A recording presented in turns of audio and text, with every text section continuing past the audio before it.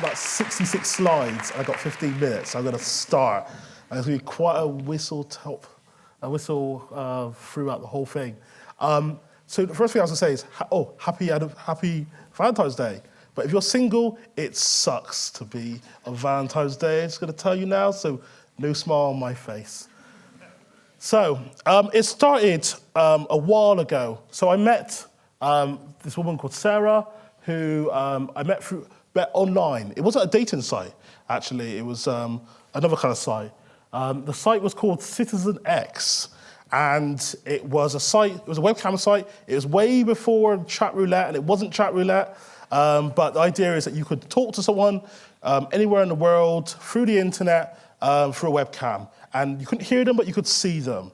And the interesting part was that it became quite an intimate space, and it was very authentic because there's no way to really hide behind a webcam. In 2002, Sarah came over, and she was doing a degree in public health, and obviously America doesn't have much of a public health system. And so we met, and chemistry happened, and we actually got married that same year. Kind of crazy, because 4.5 years later, we split and divorced, which is a real shame. It's not funny, but okay. Thank you very much. So I'm really pouring my heart out here.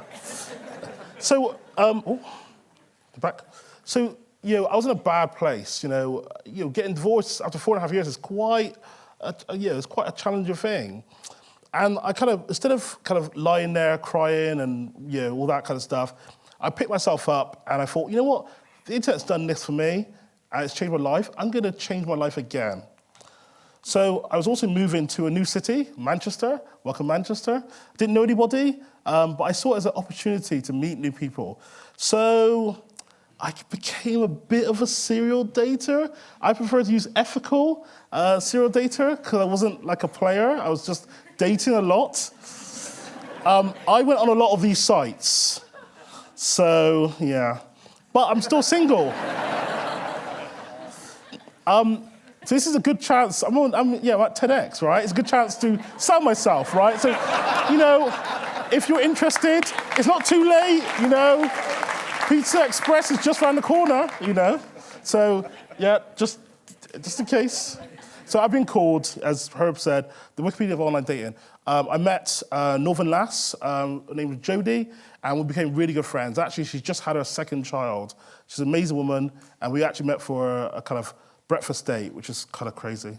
I also called expert by experience, because I have a lot of experience in this area.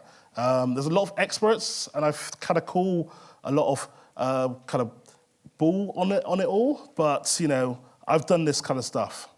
So my mum always asks, why are you still single? What is up, Ian? And I described it to my mum like this.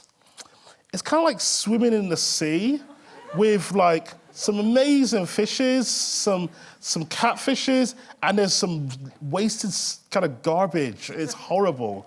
And I think this is where I'm kind of going. So, well, some of you might be asking, what is a catfish? So we might want to run the video. Okay, so what's a catfish? Well, for starters, it was an indie documentary about how I met a girl online who lived in Michigan. I fell in love with her even though I never actually met her. We had a couple potential titles for the film, such as The Facebook Family, Naive Neve, House of Muses, and my personal favorite, Michigan Impossible. But we ended up calling it Catfish. Turns out she was not the hot 19-year-old girl she'd presented herself to be, and was actually sort of a troubled 40-year-old mom instead. Surprise, babe. Our documentary actually ended up inspiring a term that found its way onto Urban Dictionary. A catfish is someone who pretends to be someone they're not, using Facebook or other social media to create false identities. So why did we call it catfish? Well, when I finally met the 40-year-old mom, I also met her husband, and he told us this amazing story. They used to take live cod in these giant vats on ships from Alaska to China. But by the time the codfish got to China, their flesh would become mush and tasteless. So some guy had the bright idea of putting catfish in these vats with the cod to chase them around and keep them moving. And he finished by saying that he thanked God for the catfish, because life would be droll, boring, and dull if we didn't have someone nipping at our fins. Okay. So I've had a lot of experience with catfishes. This is one catfish in particular. Danielle. Danielle is a very attractive lady. And I never contacted her because her, our match percentages are very bad. But she contacted me and we got talking. And before long, we moved from OkCupid, which is a dating site, to Facebook. And on the left-hand side, you can see we're arranging to meet up in my bedroom. And I, which is very interesting. On the left-hand side, Danielle kept asking for photos of me and posting lots of photos. Now, fortunately, I can't show you the explicit pictures afterwards, but trust me, there was a lot of them. So I told my friends, we arranged to meet. We arranged to meet in Salford Tesco car park, which is always screaming. It's always like that worries me anyway. It's a public place, I guess. So I wrote this email because I decided that this time I should probably tell my friends where I'm going. So this is the email I actually wrote. So the question is, it's not a scam. It's different, and it's a catfish. And this has been talked about quite a lot. So there's a Guardian article with a woman called Claire where she talks about this, and they actually find the catfisher. Interestingly, the catfish sends her some perfume. And there's a question of what they get out of it. Was the thrill, control, and manipulation, which is really interesting. Because actually Danielle also contacted me after the fact to say, where were you? And I was like, I was there, with my friends. So to make sure you didn't bundle me into a car, But interestingly, the catfish really are not who they say they are. So in this, in the bottle, there's a picture of the person taking a picture. It's a woman, not a man, which is very interesting. So there's lots and lots of scams, including sextortation. Maybe she might be asking for pictures of me so she could then share it on my Facebook and ask for some money to remove them. But there's more disturbing insights than this. I'm going to flick through these very quickly. The profile picture is so fetishized, it's kind of unreal. So this is the most contacted person on OkCupid. Interestingly, I tried to find the male equivalent. There is no male equivalent, which is interesting. But there's a paradox of choice that happens. When there's so many pictures, you just flick through them, and it becomes a real blur. It leads to cognitive burnout or extreme nitpicking, So lots of people will say, I've kind of had enough with online dating because it's too much work. My nitpicking is women who do gang signs in pictures. I just can't deal with it. It just worries me. But also they're selling, and this is interesting, the grass is greener. The next swipe will be better. The next person will be better than what you just saw. I also think there's endemic corruption in all this. This is the kind of figures we're talking about, huge amounts of money. But their motivation is not the same as mine, And this was actually a quote from somewhere, one of the dating sites a while ago in a kind of dating conference.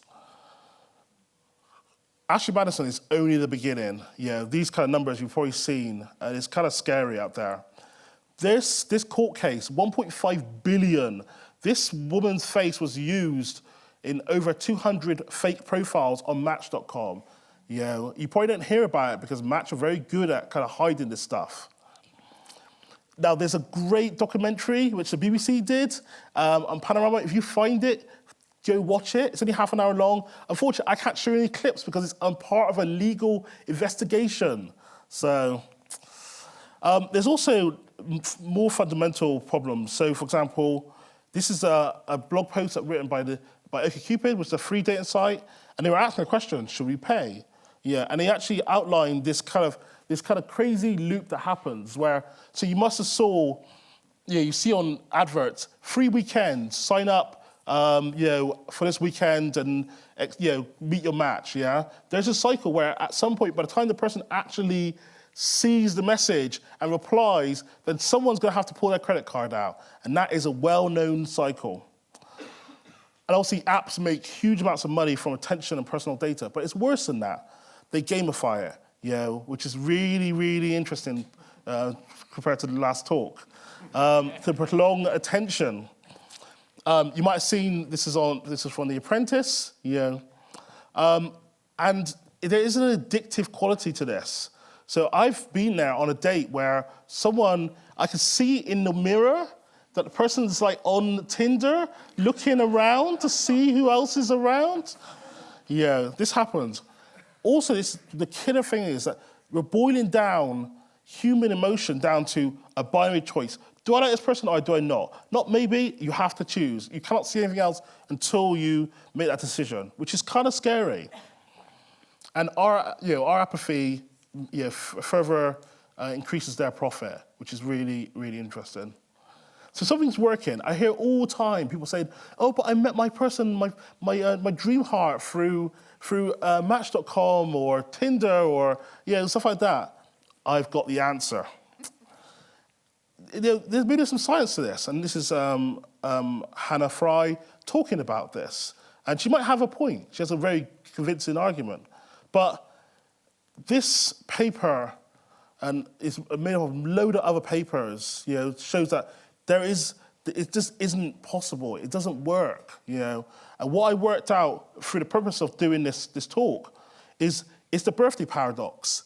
If you get 23 people in the room, then 50% chance that one of the couples will have the exact same birthday. All you need to do is get people together. That's all it's about. It's not about all the other gumph that comes with it. So Meetup's been doing this since 2002, and you might even see the Tesco basket dating, which is launched today. They'll get some matches because it's just the birthday paradox. And companies like Bristler, which is all about people who have beards and people who like beards. Getting people together, they will get matches. It's the new black. So we feel disconnected in a hyper-connected world. There's a paper which is all about these kind of familiar strangers, the people that you see on buses or trains, and just give them a little nod, just say hi. You probably do it already. So someone walked into a lift one day and said good morning, and I was like, oh my God, yeah, of course.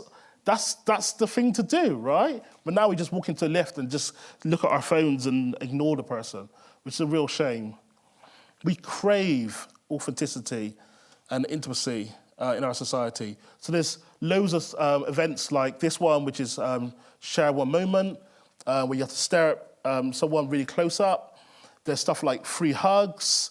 There's also flirting classes. There's all these things that you could do and experience. We all fear rejection. And what I say to that is hesitation. Let's stop hesitating. Let's just do it. Let's just jump in, By the time you think about it, that's when the fear sets in. Just do it, We also need to reject conformity, Everyone's different. I see a whole load of diverse figures here, and it's great. And we need to embrace more of that. Because we only have one life. So this is actually from 2009. Was it 2009? 2011? Yeah. I almost died, and it really made me think about my life and the changes in my life. And I think, I don't know how to express that to you guys, but you only have one life. So every time I date, I learn a bit more about myself. And what I learned is that I have incredible experiences, amazing. I'm actually writing a book about my experiences because they are that incredible. Look out for the book soon. I've done 33 chapters, actually. So I also treasure the friendships. I've got friends who have that I've dated and become really good friends and so close. And I treasure that. I treasure the conversations that we have together. It's amazing. But what I realized through doing this is that this is the book that actually led me to Citizen X, the dating site. There's the webcam site where I met Sarah. It's about creating intimate spaces, you know, spaces where chemistry can flourish, you know. This is the guy who created it, a guy called, I think his handle's Halcyon, you know. He made this site with this in mind, you know, respect, love, laughter, and hugs, you know, and that's what it's about, you know. It's about a place to be genuine, authentic, and present in the moment. Okay. Places where we can be human again, you know, rather than this kind of through a screen and all this kind of stuff. And with that in mind, I thank you very much for listening, and thank you, Herb, for giving me this opportunity.